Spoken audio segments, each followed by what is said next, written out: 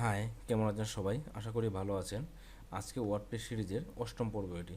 আজকে আমরা অ্যাপিয়ান্সের বিভিন্ন বিষয় নিয়ে আলোচনা করব। আশা করি ভিডিওটি প্রথম থেকে শেষ পর্যন্ত দেখবেন। এই ভিডিওটি দেখার পূর্বে অবশ্যই পূর্বের ভিডিওগুলো দেখে নেবেন। আশা করি ইতিমধ্যেই আপনারা ড্যাশবোর্ড থেকে কমেন্টস পর্যন্ত জেনে গেছেন কোন অপশনটা কীভাবে কী কাজ করে। তো আজকে আমরা অ্যাপিয়ান্স থেকে থিম ও কাস্টমাইজ নিয়ে আলোচনা করব। প্রথমে আমরা থিমস নিয়ে আলোচনা করব। থিমস কি? থিম হচ্ছে এক ধরনের টেমপ্লেট যা আমাদের ওয়েবসাইট ডিজাইন ও স্টাইল করতে সাহায্য করে। থিম দুই ধরনের হয়, ফ্রি থিম ও প্রিমিয়াম থিম। ফ্রি থিমগুলো আমরা wordpress.org এই সাইটে পেয়ে যাব।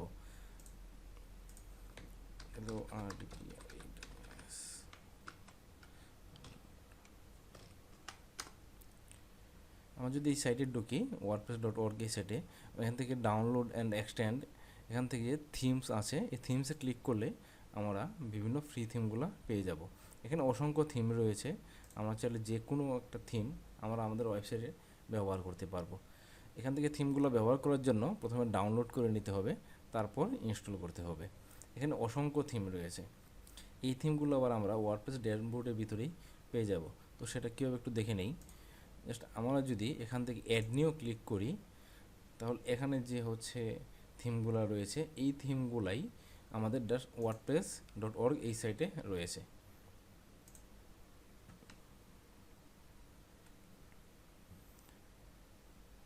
এখন আমরা যদি এখান থেকে একটু ব্যাকে যাই, তো এখানে দেখতে পাচ্ছি আমাদের দুইটি থিম রয়েছে এবং এই দুইটি থিম কিন্তু আমাদের ওয়েবসাইটে ইনস্টল করা এবং একটি থিম শুধু অ্যাক্টিভেট করা। তো আমরা চাইলে এই থিমটিও অ্যাক্টিভেট করে আমাদের ওয়েবসাইটে ব্যবহার করতে পারবো। তার আগে দেখে নেই যে আমাদের ওয়েবসাইটের ডিজাইনটা কীরকম দেখাচ্ছে। সেজন্য জাস্ট আমাদের ওয়েবসাইটে একটু ভিজিট করে আসি। জাস্ট আমাদের ওয়েবসাইটটা এখন ঠিক এরকম দেখাচ্ছে। তো আমরা যদি এখন এই 2023 থিমটি অ্যাক্টিভেট করি, তাহলেই দেখতে পাবো যে আমাদের ওয়েবসাইটের ডিজাইনটি একটু চেঞ্জ হয়ে গেছে। তো সেটা দেখার জন্য আমরা জাস্ট এই থিমটি একটু অ্যাক্টিভেট করে দেখি। জাস্ট অ্যাক্টিভেটে ক্লিক দিলাম, তো দেখেন আমাদের কিন্তু এখন 2023 এই থিমটি অ্যাক্টিভেট হয়ে গেছে। এখন যদি আমরা সাইটটিকে জাস্ট রিফ্রেশ করি, তাহলে দেখতে পাচ্ছি কিন্তু যে আমাদের ওয়েবসাইটের ডিজাইন কিন্তু চেঞ্জ হয়ে গেছে। এইভাবে হচ্ছে বিভিন্ন থিম হচ্ছে ইনস্টল করে অ্যাক্টিভেট করা লাগে। এখন আমরা দেখব যে একটি থিম কিভাবে ইনস্টল করে অ্যাক্টিভেট করা যায়। তার আগে আমরা আরেকটা জিনিস দেখে নিই যে আমাদের প্রিমিয়াম থিমগুলো আমরা কোথা থেকে পেতে পারি। এরকম অনেক ওয়েবসাইট রয়েছে, তার মাঝে থিমস ফরেস্ট একটা ওয়েবসাইট রয়েছে যেখানে প্রিমিয়াম থিমগুলো পাওয়া যায়, themforest.net। এই ওয়েবসাইটে যদি যাই, এখানে যে এই থিমগুলো রয়েছে সবগুলো পেড থিম। আমার এই থিমগুলো এখান থেকে পারচেস করে আমাদের ওয়েবসাইটে ব্যবহার করতে পারবো। এখানে অসংখ্য থিম রয়েছে, আমরা আমাদের প্রয়োজন অনুসারে যে থিমটাই কিনে নিই না কেন সেটা আমাদের ওয়েবসাইটে ব্যবহার করতে পারবো। তো এখন আমরা দেখব যে একটি থিম কীভাবে ইনস্টল করে এবং অ্যাক্টিভেট করে। তার জন্য আমরা অ্যাড নিউ ক্লিক করব। এখানে দেখেন অসংখ্য থিম রয়েছে, তার মধ্যে পপুলার, লেটেস্ট, তারপর হচ্ছে ব্লক থিমস। এখানে এই থিমগুলো আমরা চাইলে এখানে ইনস্টল করতে পারবো। তো আমরা জাস্ট পপুলারে ক্লিক করি। এখান থেকে আমরা চাইলে যে কোনো থিম আমাদের ওয়েবসাইটে কিন্তু ইনস্টল করে নিতে পারি। এখান থেকে আমরা এই থিমটি ইনস্টল করে দেখব। এক্সট্রা থিম, একটি পপুলার থিম, আমরা দেখব এই থিমটি কীভাবে ইনস্টল করে অ্যাক্টিভেট করা যায়। তো সেজন্য প্রথমে আমরা এই থিমটি ইনস্টলে ক্লিক করব। আমাদের থিম কিন্তু অলরেডি ইনস্টল হয়ে গেছে। এখন আমরা থিমটি আমাদের সাইটে ব্যবহার করার জন্য জাস্ট অ্যাক্টিভেটে ক্লিক করব। এখানে আমাদের সাইটে কিন্তু এখন এক্সট্রা থিমটি অ্যাক্টিভেট হয়ে গেছে। এখন যদি আমাদের সাইটটি রিলোড দিই, তাহলে দেখি কীরকম দেখায়। দেখতে পাচ্ছি এখন কিন্তু আমাদের সাইটটি কি একটু চেঞ্জ হয়ে গেছে। তো এইভাবে আমরা থিম হচ্ছে ইনস্টল করতে পারি। আবার আমরা ডাউনলোড করে যদি আমরা একটা থিম যদি এখান থেকে ডাউনলোড করে এবং সেই থিমটা যদি এখানে ইনস্টল করতে চাই, তো সেটা কীভাবে করব। তো তার জন্য আমাদের এই হ্যালো এলিমেন্টর থিমটি আমার অলরেডি ডাউনলোড করা আছে। জাস্ট আপনারা এখানে ডাউনলোডে ক্লিক করলেই জাস্ট থিমটি ডাউনলোড হয়ে যাবে। তো আমার অলরেডি করা আছে, সেজন্য এটা আমি ডাউনলোড করলাম না। তো এখন দেখব যে ডাউনলোডকৃত থিমগুলো কীভাবে ইনস্টল করে। তার জন্য আমরা ড্যাশবোর্ডে যাব, এখান থেকে অ্যাড নিউয়ে ক্লিক করব। তারপর আপলোড থিম, এখানে ক্লিক করব। তো এখান থেকে আমাদের থিমের লোকেশনটা দেখাই দিতে হবে, যে থিমটা কোন জায়গায় আছে সেটা এখানে দেখিয়ে দিতে হবে। চুজ ফাইল, তো এই যে এলিমেন্টো থিমটা এখানে রয়েছে আমাদের। এই থিমটা এখানে সিলেক্ট করব, সিলেক্ট করে ওপেনে ক্লিক করব। তো এখান থেকে আমরা এখন ইনস্টল নাও বাটনে ক্লিক করব।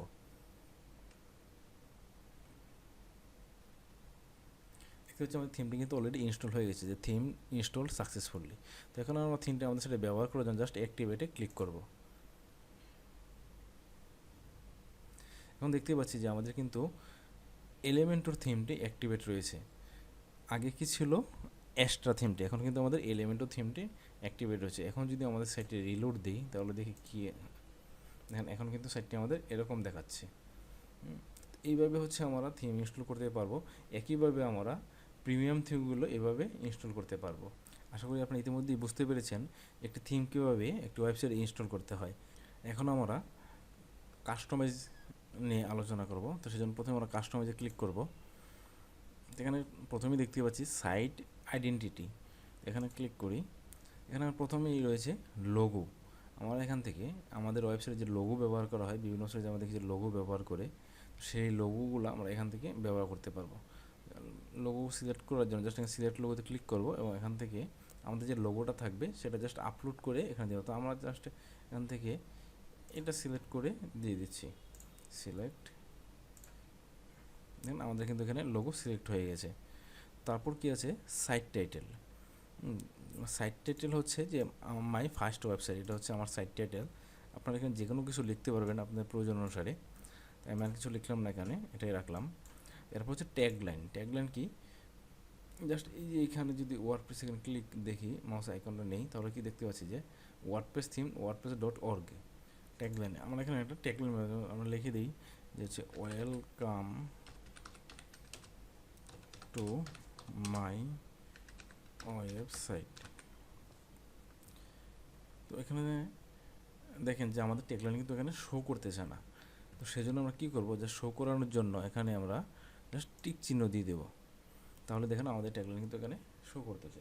তো আমরা যদি চাই যে এই ট্যাগলাইন আমরা এখানে শো করাবো না, তাহলে জাস্ট এই যে display site title and tagline এখানে জাস্ট চেকমার্কটা উঠিয়ে দিতে হবে, তাহলে কিন্তু আর এখানে আমাদের শো করবে না। এরপরে কী হচ্ছে সাইট আইকন। সাইট আইকন কোনটা, এই যে আমরা উপর দেখতে পাচ্ছি যে এই যে হচ্ছে যে আইকনটা, যেমন এটা হচ্ছে জাম্প সফটওয়্যারের আইকন, জাম্পে যেমন যে ওয়ার্ডপ্রেসের ডাব্লিউ, এটা হচ্ছে সাইট আইকন। যেমন ইয়াহু ওয়েবসাইটের এই যে ওয়াই, এটা হচ্ছে সাইট আইকন। তো আমরা যে সাইট আইকন এখানে দিতে চাই, তার সিলেক্ট সাইট আইকন এখানে ক্লিক করব। এখান থেকে জাস্ট আমরা এটা সিলেক্ট করে দিলাম। দেখেন আমাদের সাইট আইকন কিন্তু এই যেখানে চলে এসেছে। আমরা যদি পাবলিশ করি, এখন যদি রিফ্রেশ ক্লিক করি, তাহলে দেখতে পাবো কি আমাদের লোগো চলে এসেছে এবং সাইড আইকনও কিন্তু চলে এসেছে। আমাদের ট্যাগলাইনটা আসা নেই, কারণ এখানে আমরা চেকমার্কটা তুলে দিয়েছিলাম, সেই জন্য আমরা যদি পাবলিশে ক্লিক করি এবং এখানে যদি এখানে রিফ্রেশ করি পেজটি, এখানে আমাদের ট্যাগলাইনে কিন্তু চলে এসেছে। তো এইভাবে আমরা হচ্ছে এখান থেকে লোগো, সাইট টাইটেল এবং ট্যাগলাইন এবং সাইট আইকন ব্যবহার করতে পারবো। এখানে আর কিছু নাই। আমরা এখান থেকে ব্যাকে যাই। এরপর কি আছে, কালার। আমরা কালার যদি ক্লিক করি, এই আমাদের ব্যাকগ্রাউন্ড কালারটি, এটা এখান থেকে আমরা চাইলে চেঞ্জ করতে পারবো। সেই জন্য কী করতে হবে, জাস্ট এখানে সিলেক্ট করব, সিলেক্ট করে জাস্ট যে এখান থেকে আমরা চাইলে আমাদের কি কিন্তু কালারটি চেঞ্জ করতে পারবো। জাস্ট আমরা এখান থেকে যে কোনো কালার আমাদের ইচ্ছা মতো এখান থেকে ব্যবহার করতে পারবো। বা যদি আমরা চাই যে না এখান থেকে সিলেক্ট না করে আমরা জাস্ট হেক্সা কোড নিয়ে আসবো, সেই হেক্সা কোডটা যদি এখানে বসাই দিই, তাহলে কিন্তু আমরা এখান থেকে কালারটি চেঞ্জ করে নিতে পারবো। এইভাবে হচ্ছে ব্যাকগ্রাউন্ড কালার চেঞ্জ করা যায়। তো আমি জাস্ট এটাই রাখলাম। তারপর হচ্ছে এখন আমরা ব্যাকগ্রাউন্ড ইমেজ এখানে ক্লিক করি। এখান থেকে আমরা চাইলে আমাদের এই ওয়েবসাইটে ব্যাকগ্রাউন্ড একটা ইমেজ ব্যবহার করতে পারবো। যে পেজটি রয়েছে পেজের একটা ইমেজ ব্যবহার করতে, আমরা সিলেক্ট ইমেজে ক্লিক করি, জাস্ট এই ইমেজটা আমরা ব্যবহার করব। দেখেন আমাদের ব্যাকগ্রাউন্ডে কিন্তু একটা ইমেজ চলে আসছে। তো এইভাবে হচ্ছে ইমেজ ব্যবহার করা যায়। তো আমরা চাইলে এখান থেকে অপশনগুলো কি একটু চেঞ্জ করতে পারবো, যে ফিট টু স্ক্রিন যদি দিই তাহলে যেরকম আসবে, আবার যদি হচ্ছে ফুল স্ক্রিন দিই তাহলে এরকম আসবে। আমরা ফুল স্ক্রিনে রাখবো। এইভাবে হচ্ছে ব্যাকগ্রাউন্ড ইমেজ ব্যবহার করা যায়। তারপর কি রয়েছে মেনু। মেনু আমরা এখান থেকে দেখবো না, মেনু হচ্ছে আমরা মেনুর যে অপশন আছে ওইখান থেকেই দেখবো কীভাবে একটা মেনু তৈরি করতে হয়। তারপর উইজেটস। উইজেটস একটা খুবই গুরুত্বপূর্ণ জিনিস একটা ওয়েবসাইটের জন্য। উইজেটস খুবই একটা গুরুত্বপূর্ণ জিনিস। তো দেখি এখান থেকে কীভাবে তো এখানে কোনো কিছু নেই, চাইলে আমরা কিছু এখানে অপশন অ্যাড করতে পারি। জাস্ট অ্যাড ব্লকে ক্লিক করব, এখান থেকে আমরা এখানে ক্যাটাগরি লিস্ট আছে, আমরা যদি ক্যাটাগরি লিস্ট সিলেক্ট করি তাহলে কিন্তু এখানে ক্যাটাগরি লিস্ট চলে আসবে। দেখেন আমাদের কিন্তু দুইটা ক্যাটাগরি ছিল সেগুলো চলে আসছে। আরেকটা অ্যাড করি, যেমন লেটেস্ট পোস্ট, এটা যদি সিলেক্ট করি দেখেন আমাদের পোস্ট যেতে ছিল, আমাদের ওয়েবসাইটে 3টি পোস্ট ছিল, তো সেই 3টি পোস্ট কিন্তু এখানে চলে এসেছে। তো এইভাবে আমরা উইজার্স থেকে বিভিন্ন অপশন অ্যাড করতে পারি। ক্যালেন্ডার আছে, ক্যালেন্ডার যদি অ্যাড করি এখানে কিন্তু ক্যালেন্ডারটি চলে আসবে। এখন যদি আমরা পাবলিশ করি, পাবলিশ যদি পেজটি রিলোড দিই তাহলে দেখি কীরকম দেখাচ্ছে। আমাদের এখান থেকে যদি নিচের দিকে যাই দেখেন আমাদের কিন্তু ক্যাটাগরি চলে আসছে, পোস্ট চলে আসছে এবং ক্যালেন্ডারটি এখানে চলে আসছে। তো এইভাবে আমরা উইজার্স ব্যবহার করতে পারি। তো তারপর দেখি কী আছে, তারপর হোম পেজ সেটিংস। আমরা এখান থেকে হোম পেজগুলো সিলেক্ট করতে পারবো। আমরা এখানে কি স্ট্যাটিক পেজ, আমরা এখান থেকে যে আমাদের যে হোম পেজটি আছে এটি আমরা এখান থেকে সিলেক্ট করে দিতে পারবো। তাহলে কি হবে, আমাদের ওয়েবসাইটে যখন লোড হবে তখন আমাদের এই হোম পেজটি এখানে শো করবে প্রথমেই। তো পাবলিশ করি, পাবলিশ করে যদি এখানে রিলোড দিই তাহলে কি আমাদের এখানে কিন্তু হোম পেজটি শো করতেছে। এক্সাক্ট সেটিংস, এক্সাক্ট সেটিংস কি, যদি আমরা ফুল টেক্সট দিয়ে দিই তাহলে যখন আমাদের পোস্টগুলো শো করবে ফুল টেক্সট যতবার টেক্সট রয়েছে সেই টেক্সট সহ পেজটি শো করবে। আর যদি সামারি দিয়ে দিই তাহলে আমাদের পেজটির কিছু অংশ কিছু টেক্সট শো করবে। তো সেটা যদি দেখি যে সেখানে পাবলিশে ক্লিক করি, এখান থেকে জাস্ট ব্লগ এন্টার দিই, এখানে দেখতে পাচ্ছি কিন্তু যে আমাদের অল্প কিছু টেক্সট শো করতেছে এবং এখানে পরে কন্টিনিউ রিডিং রয়েছে। যদি এখানে ক্লিক করি তাহলে আমরা পুরো পোস্টটি দেখতে পারবো। এটাই সামারি। যে ফুল টেক্সট দিই এবং পাবলিশ করি, এখন যদি এখানে ক্লিক করি দেখতে পাচ্ছি আমাদের কিন্তু ফুল টেক্সটগুলো শো করতেছে এখানে। এই এক্সাক্ট সেটিংস। এরপর এডিশনাল সিএসএস। তো এখানে আমরা সিএসএস এর যদি কোনো প্রয়োজন হয়, কোনো স্টাইল যদি আমরা চেঞ্জ করতে চাই, কোড করতে চাই, তখন এডিশনাল সিএসএস এর এখানে জাস্ট লিখে সেটা করা যাবে। তো আশা করি একটি থিমের কাস্টমাইজ কীভাবে করে এবং কী কী অপশন চেঞ্জ করা যায় সেটা আপনারা বুঝতে পেরেছেন। তো এখান থেকে আমরা জাস্ট কাস্টমাইজে ক্লিক করলেই আমাদের যে থিমটি ইনস্টল করা থাকবে সেই থিমের বিভিন্ন অংশ আমরা এখান থেকে চেঞ্জ করতে পারবো এবং আমাদের ওয়েবসাইটে যে লোগো হবে এবং যে টাইটেল থাকবে, ব্যাকগ্রাউন্ড কালার কী থাকবে, উইজেটগুলো আমরা এখান থেকে অ্যাড করতে পারবো। আশা করি কীভাবে একটি থিম ইনস্টল করতে হয় এবং থিমে কাস্টমাইজ কীভাবে করতে হয় তা আপনারা ইতিমধ্যে জেনে গেছেন। বাসায় অনেক প্র্যাকটিস করবেন, বিভিন্ন থিম ইনস্টল করে দেখবেন কোন থিমে কী কী অপশন রয়েছে সেগুলো জাস্ট আপনারা বাসায় বসে বসে ইনস্টল করে প্র্যাকটিস করবেন। তাহলে আজকে এখানেই শেষ করছি, দেখা হবে পরবর্তী ভিডিওতে। আরেকটি কথা, পরবর্তী ভিডিও পেতে অবশ্যই চ্যানেলটি সাবস্ক্রাইব করে রাখবেন। তো ভালো থাকবেন সবাই, দেখা হবে পরবর্তী ভিডিওতে। ধন্যবাদ সবাইকে।